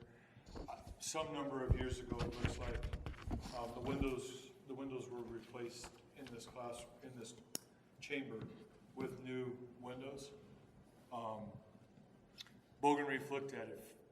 Couple things just for everybody's knowledge. The windows were not grouted when they were installed. They are buckling and failing already. It was not done with historic glass. So it was not done per as you see I think it's 33. So when you look at this, there's a historical preservation memo, and it's memo number 33. It's how you're tasked to preserve and fix the windows. That courtroom that chamber was not fixed with the proper glass and materials to put it back the way it historically had been. Okay, and it's already failing. So the windows are already starting to buckle. Mark I apologize for not having this printed so I can hand it out to you. Mark just got that back to us. He's been busy working on the windows. Mark Bogan Reef, I'm sorry. Bogan Reef, okay. That's what we had him look at, was the different courtrooms, as well as we happened to walk through the one judge's chambers to get over to the other one. I think within your packet, it shows some pictures of the window deteriorations. Yes, we took pictures from the lift and pictures from the inside, and one of the things that we were kind of surprised at, the northwest courtroom, which over in that corner, we originally thought the north side wasn't necessarily that bad. It's not for how far it is outside of, in a straight line, or how far it's moved. It's not that bad. The problem is the metal frames were actually worse. When we got out and actually looked at the frames to see if it had similar deterioration to the southeast courtroom, those frames are actually deteriorated more on the stationary windows than the southeast courtroom windows. So I hate to even ask this question, but what are the practical financial implications for the county, or where do we go from here, or what's the next step? So when we brought before with your 2017 CIP budget, Kenny put a number in there for CIP moving forward. We budgeted, I think it was roughly 150 about $150 a courtroom for a 450. 150, $150,000. okay. You left out the 1,000. I was starting to get excited about the 150. Forgot the zero sheet. Okay, All right, $150,000 per courtroom, 3 courtrooms, $450,000 total, okay? So let's talk what we're seeing for costs right now in the courtroom and kind of where we're headed moving forward. Mark Bogenreef, he gave us a number, but he really wasn't sure what he was gonna get into when he tore apart the windows. But he gave us a fixed number for what that was. When he came out and looked last Friday as well, he gave us an estimate on what it would cost him moving forward in each of the other courtrooms, okay? And the surprise, not really the surprise, but now that he knows what he was dealing with, he was actually able to lower, we're seeing a lower quoted cost if he was to do another window. He provided that as well with this look, was what he would estimate he would bid to redo the windows in the other courtrooms. So we're seeing about a $13,000 savings there. So I think the charge question that you're gonna ask me, I sat down and just looked at some rough numbers on what we're seeing in this courtroom versus what we are, and we're right at that 150 range. I mean, that's what it's gonna look like, and that will remove the marble like we're doing on this courtroom. That will fix the welding of the windows, barring any other major unforeseen things when we go into a courtroom. So I think we have a fairly solid number that 150 was actually fairly close in the end. Some of the things that you might ask, okay, if Bogenreef can reduce his cost this much from one courtroom to the next, was he overcharging us for the first one? The answer to that is no. One of the reasons he was able to reduce that cost is he had to go out and purchase the zinc or the leading that's used in all those stained glass windows. And I don't exactly know where he traveled to do that, but I know. Atlanta, Georgia. And so when he did that, since this is his business, he actually purchased a large amount of that material. And so now he doesn't have the additional cost for these other courtrooms to make another trip to Atlanta, Georgia, if you will. He bought all they had. He bought every case they had, so he bought 3 times as much as what he needed for that courtroom. Not with any guarantee that he'd get the other courtrooms, but he wanted to make sure he had the materials. And he actually said that if somebody else gets the bid, make sure you tell them that I have the materials and I'll gladly help supply it to make sure, because his goal is he wants it fixed right. at 4 times the cost now that he's the only one that has it. Man, I'm not. And that was for the zinc? That's for the zinc. They also had a similar problem with glass. So we had to go out to Indiana to get the glass to match. Actually found it from the person that sold it originally. They still had pieces of that glass, not the same person, but the same company. I said that kind of wrong, but anyway, so he's already got some of that stocked up to be prepared. Not guaranteeing he has the next courtroom, but if he did, to be able to. What about the chambers? The chambers, we brought that up for a couple reasons. One of the things that the board and will be tasked with if we're helping with this process is make sure when those specs, plans and specs are wrote for that next piece, that it makes sure it follows the historical brief 33 for patching to make sure, because we're gonna take this next one, we've talked about taking it out for competitive bid through plans and specs. So it's something that you guys need to be educated on so that you don't see, oh, Bogenreef's price is this and somebody else's price is this. We need to make sure the plans and specs are wrote to follow all those briefs, so you don't get in a bind that you replace the windows like you paid to do in the judges' chambers and not get them grouted or not get it done per how you need to take care of your building. So surprises can be seen as good news or bad news, and I think the bad news is that we know that this is there. The good news is like going to the doctor and finding out something's wrong. At least we can now address it. Correct. Tell us about the other surprise that you found out at Prairie Hills. Wait a minute, I want to go back. Sorry. What about the equity courtroom and the juror room? So those are great questions. So The equity courtroom, we were not able to get into that day. But the juror courtroom, when we walked in there, the juror courtroom that's between 201 and 203, went right in there. Those are casement windows that they're not even the historic stained glass windows anymore. Those are just casement windows, a window with a crank on it that cranks out just like you have at your house. That's what's in that room. How are those doing? Well, they weren't, they look fine. Okay. I mean, they're a 20-some-year windows, so I mean, they should be okay. Equities, though, has stain, Does equity? We weren't able to get in there that. except they have a balcony, which may have protected that. Okay. Well, we'll get in and look at equity, but yeah, we were just trying to get the courtrooms because we thought that was the. You know, there's a boatload of stained glass windows in the basement. Yes, sir. There's also terracotta molds in the basement. Yeah. And when Kenny gets through sharing about what's at Prairie Hills, there's also a whole bunch of stuff at Prairie Hills. So tell us about that. Before we go there, I just want to provide one caution, and that's, some of it may be unavoidable, but we need to be careful about the level that a potential bidder is involved in the project prior to when it's bid out. And I know it's somewhat unavoidable because they're doing some of the work now that enables us to know what other work needs to be done in the other courtrooms. But we do have to be careful about that if we think that they may be a bidder when it does go out to bid. Okay. The last item or the last piece that I have is I was out at Prairie Hills last week looking things over.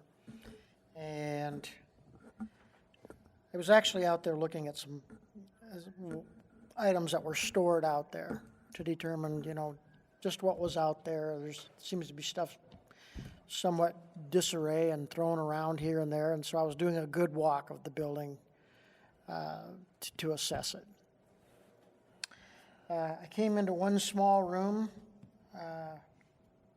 I had never been in before, a very small room, probably, what do you think, Shane, 8 by 8 maybe?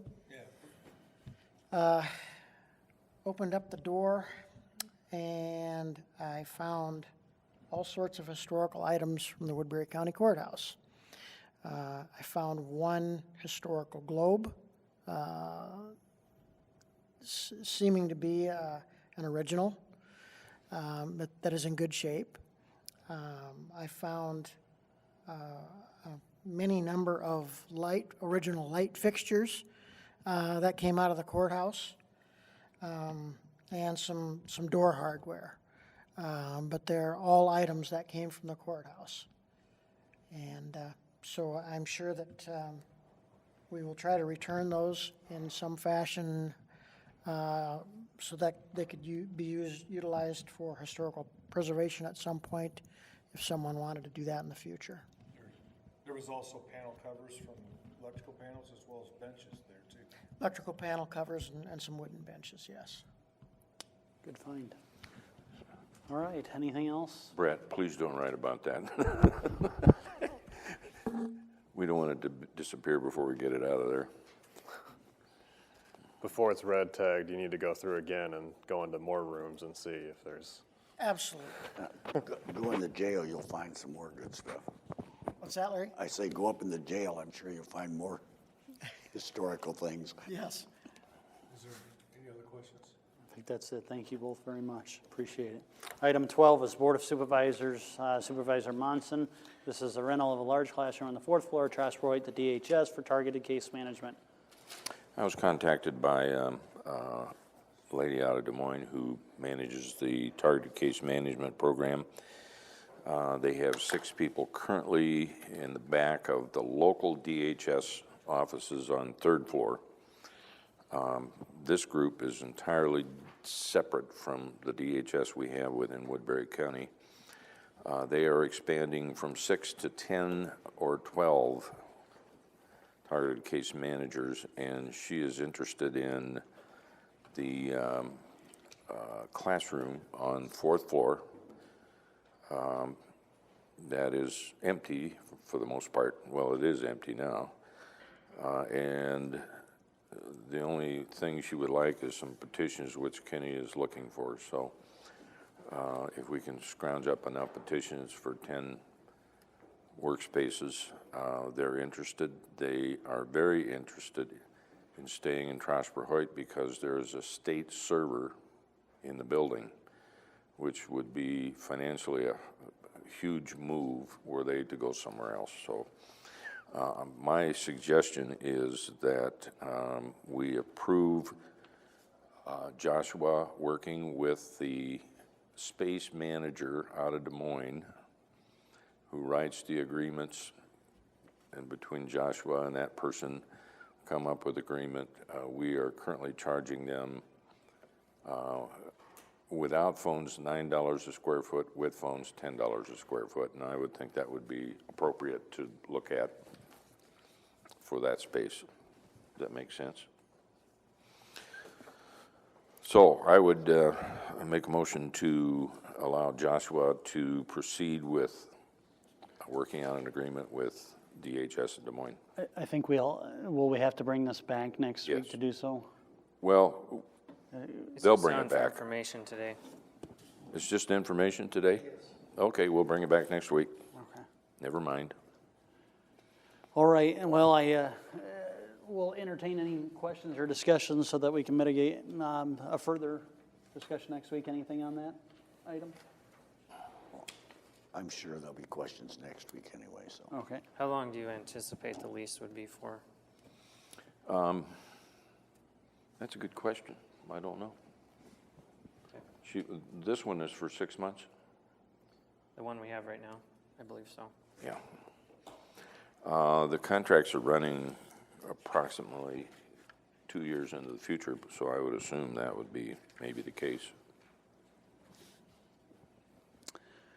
All right. Well, thank you very much. We will look for that next week for action. The next item is authorization to engage in informal mediation with Sioux Rivers Governance Board representatives concerning the Tri-View building. This is authorization for the two liaisons to Sioux Rivers Regional MHDS Governance Board to engage in what they are terming informal mediation pursuant to a motion made at the region at their July 18th, 2016 meeting. I was not clear on what informal mediation was because that mediation itself is a legal term. I asked both Mark Luch as well as Shane Walter, and they described it as a meeting with the two representatives in order to work things out. This is concerning the Tri-View building. And so at the point that I put this in the packet, I had heard no response, but in fairness to them, want to make sure that it is recognized that both gentlemen emailed subsequently. So my motion would be to approve the two designated liaisons from the Woodbury County Board of Supervisors. That would be Mark Monson and Matthew Ung, to engage in informal mediation pursuant to the motion made at the July 18th Sioux Rivers Regional MHDS meeting. What, didn't they ask for the chairman to be a member of that? They can't select who we send to these meetings. Yeah, I couldn't hear you, Mark. It's not their choice. Second. Well, I didn't say it was their choice. I'm just saying that they requested the chairman be a part of that. and this would be to have the two liaisons from our county board be the ones to engage in that mediation, informal mediation. I want to make sure that. Mr. Chairman, in your emails with members of the governance board, you received a couple responses on what they considered fair market value, but it was more of a range. You suggested 1,600 and 2,400 and got something back like that was okay, or both sound good. Have you had any more concrete answers, or is that something that we need to ask? I would say that's something, the only response that I had was the one that said that sounds fair, and that was in response to the $1,600 to $2,400 range of what I was trying to figure would be fair market value. Right. The only thing I would add to your motion is that I would say we invite, I believe they selected Denny Wright and Jim Hendricks to come here, and we meet, say, in the board office upstairs. And I think since they have offered to go to litigation, we would use closed session 21 something to have that conversation. I don't see it as a good thing to have it open to the public. Are you talking about the committee meeting, Mark? Yes. Because there will be a majority of the Sioux Rivers Board in one spot. Pursuant to the region's motion. Yep. So we're trying to look out for them so that there's not a violation by having this informal mediation. And we'd have to think about which exception it might fall under. The litigation one deals with strategy. Basically, if the other party is present, then that defeats that exception because it's strategy that you need to have the closed session so that that's not revealed to them. So I don't think that exception is available for mediation or a settlement negotiation. But we can think about and talk with the region as far as what they think it may fall under as far as the meeting itself. Well, we have a motion and a second. The particular motion at this time is to allow the two designated liaisons to engage in informal mediation. Pursuant to that motion has been seconded. Any further discussion? Yes. It was, Mark's right, it's not their call on who goes to a meeting, but they did ask for the chairman, and I think out of courtesy that you would go. If we send Mark and Matthew, no disrespect, but it's the same thing over and over again, and you're expecting different results. That doesn't work.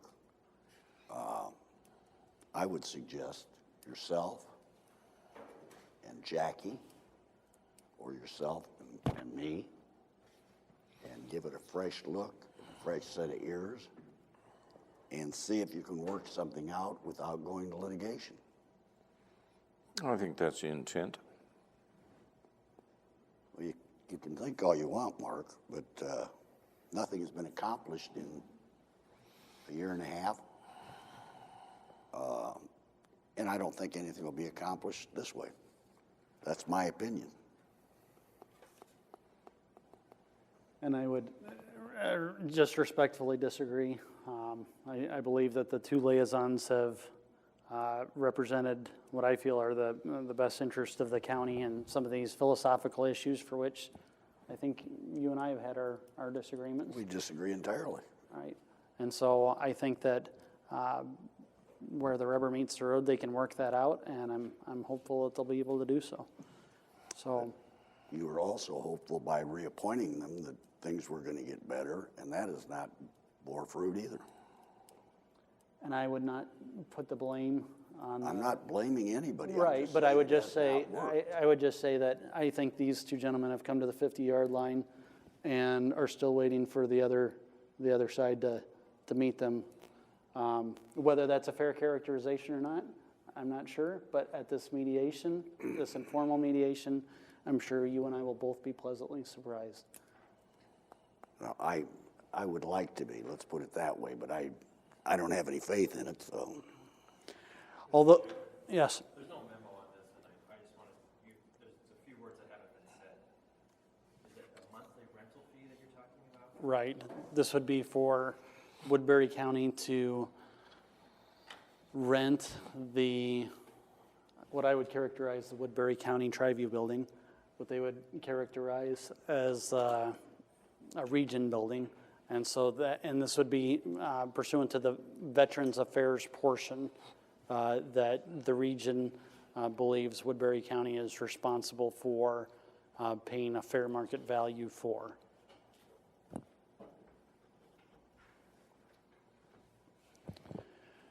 Any further discussion? Hearing none, all those in favor say aye. Aye. Those opposed say no. No. And the motion passes 3-1. Next item is Chairman's Report. This is intentions regarding open meetings in committee versus full board meetings. I think that we've covered that by the passage of the bylaws. My intention would be for committee work to be committee work and for full board meetings to be full board meetings. And so speaking of that, we will publish that July 28th will be a meeting out in Pearson, and August 1st in Smithland, and trying to space them out a little more than that typically, but our goal is if we can get to every rural community, which I believe we will have done by the end of the year, within 2 years, then we'll have gone out everywhere that is possible. So that will be a published meeting. We'll move on to B, response to mediation from the region. I think we've already addressed that now. I wasn't sure if that would be addressed, but it came up at the last minute, and we got that put on the agenda. So there we go. Item C is the department head meeting, July 25th, 2016. I included that in your packets. Went over just, I think, a good seeing the forest for the trees aerial overview of all the things that are happening in the county. The impact of the Ag Expo Center, the $150,000 over the next 10 years and what that will mean for the next year or two as far as a moratorium on equipment replacement so that department heads can plan.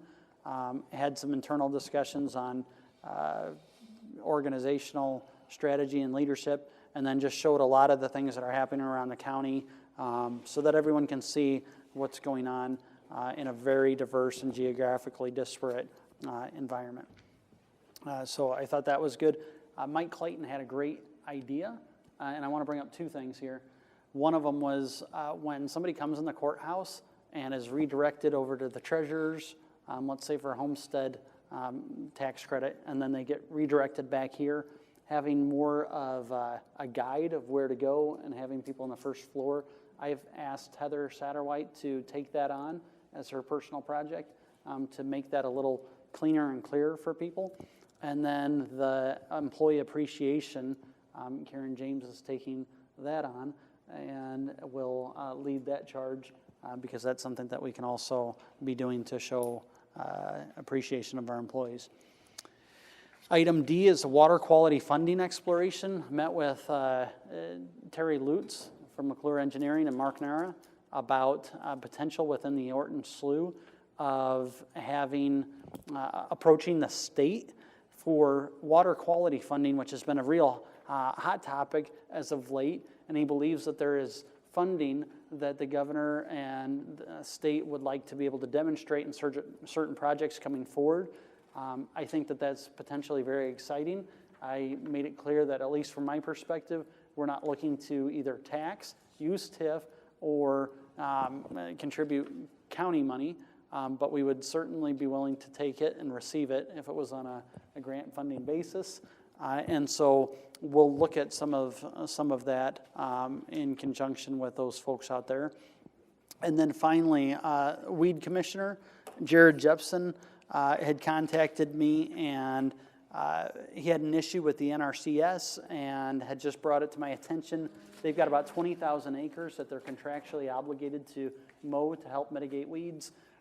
He made sure that they recognized that that was part and parcel of their duties and has been doing a great job. One of the things that he shared with me was that had a family that had lost their daughter, and that mitigating the weeds outside allowed her to see the sky was the message that the family gave. I thought that was a great way of bringing forward that county services oftentimes touch people.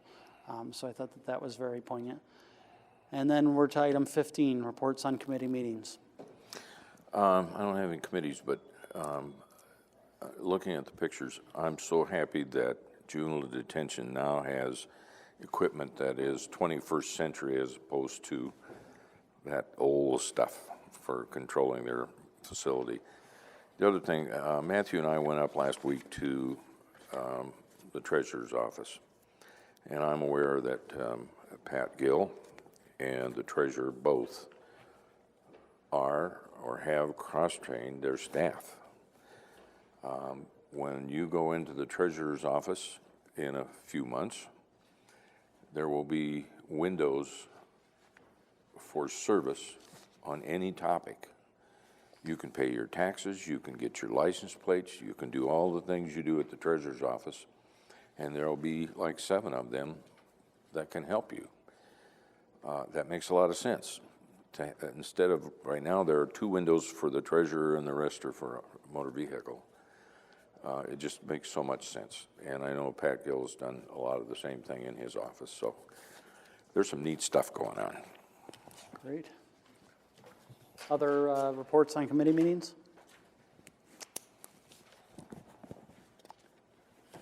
Wanted to just mention quickly, SCDC had 3 awards in Mason City, Storm Lake, and Cherokee to some great businesses that have expanded their markets, and also gave the West Coast Development Coalition $2,000, which helps regional collaboration between Plymouth, Monona, and Woodbury County, and also the Interstate Justification Report Committee, exploring with the city, county, McClure, the DOT, Sergeant Bluff, Salix, and others, doing traffic counts, looking at the environment and areas that may be viable in the future.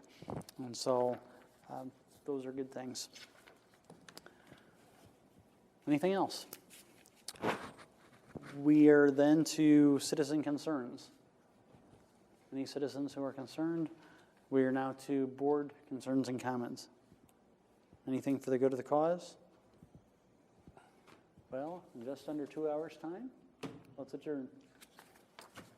I can go along with that.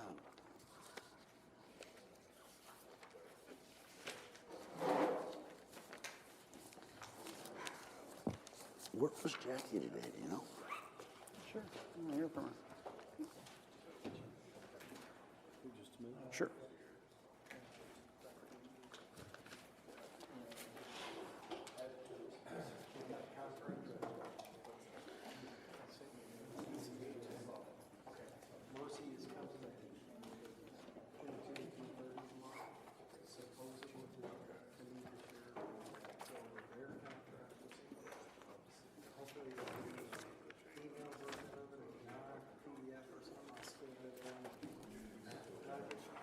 Hey, Jeremy, can I grab you for a minute? Sure. Thanks. Sure.